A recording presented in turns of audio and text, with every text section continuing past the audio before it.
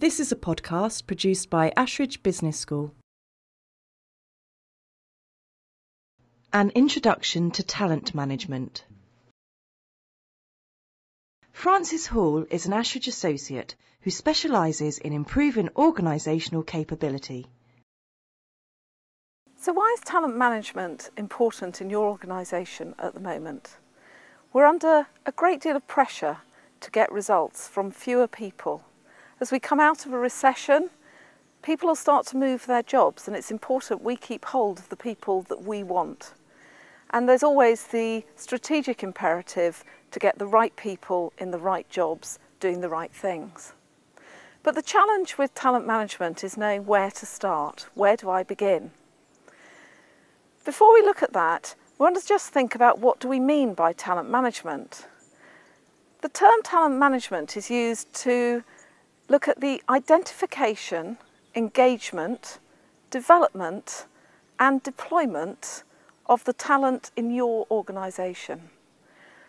It's made up of lots of different components, lots of which will be going on already in your organisation. But bringing them all together into a formal talent management programme is looking at these in a holistic and strategic view, linking them together to make sure they add value to your business. It's not a one-off intervention. It's working with and managing talent each day in every way. There are no quick steps, no quick solutions, but there are some key questions that you need to be asking yourself to get yourself going, and some initial things that you might want to do. So why talent? We need to ask some questions at the highest level in the organisation to get some agreement on what our talent management programme is going to look like. We need to think, what are our business priorities at the moment? What are we looking for our talent to do to help contribute to them? What do we want our talent programme to achieve? And what things in our culture help or hinder in the introduction of talent processes and programmes? A good way to start this is to look at collecting some information around some KPIs to do with people issues. Staff turnover figures, staff retention, days spent on development. And are there any key roles in your organisation for whom there is no obvious successor? By getting a common understanding of these amongst the senior leadership team can help move the programme forward. It's important to have these conversations up front before you go too far down introducing any processes within the programme. So who is our talent? This is a question that has a lot of different views and opinions attached to it. Some people see everyone in the organisation as talent, whilst other organisations look at just their high flyers. But whichever way you go, a decision that needs to be made at the senior level, you will end up thinking about different groups of people and looking at offering them different development at different times. So how did you decide who gets what? This is a combination of performance and potential. Someone's performance in their current role compared with their potential for the next role or even the one after that. Somebody who is a high performer and has high potential is someone perhaps you want to nurture and keep and offer development opportunities to allow them to move up and on within the organisation.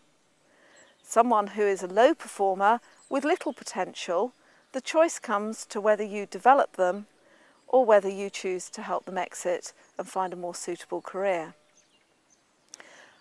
But the bedrock to these decisions has to be a robust performance management system.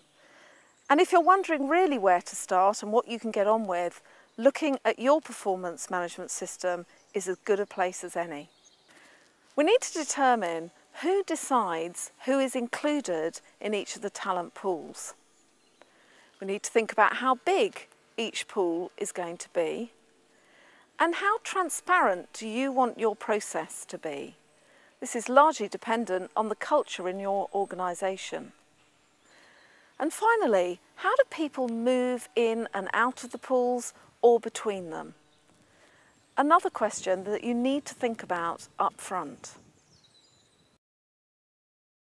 So how do we manage the talent?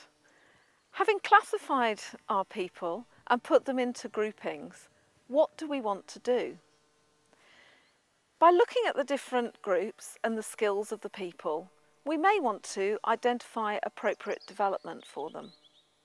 This can range from secondments into different departments, programmes that help them learn new skills. A whole range of activities fall under the development banner. We might want to identify gaps in their skills and also gaps in the organisation that we want or need to fill.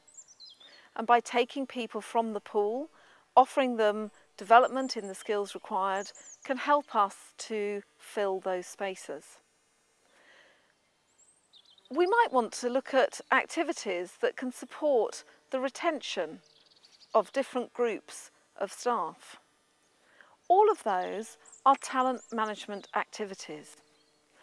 But what determines what we decide to do is largely the KPIs that we were looking at earlier, and also what do we want our talent management programme to deliver for us. That drives the activities we undertake.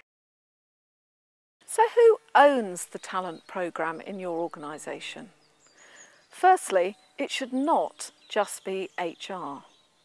The leaders and managers of your business manage the resource, but our research shows that joint ownership is best. Local ownership combined with a wider organisational view, often supported by an HR or even separate talent function who provide a lot of the information on which the decisions around talent should be made. By looking at these questions, it should help you to start thinking about your talent in a strategic manner and to start to identify the gaps in your current processes and procedures which will allow you to implement a comprehensive talent management programme. This podcast was produced by Ashridge Business School.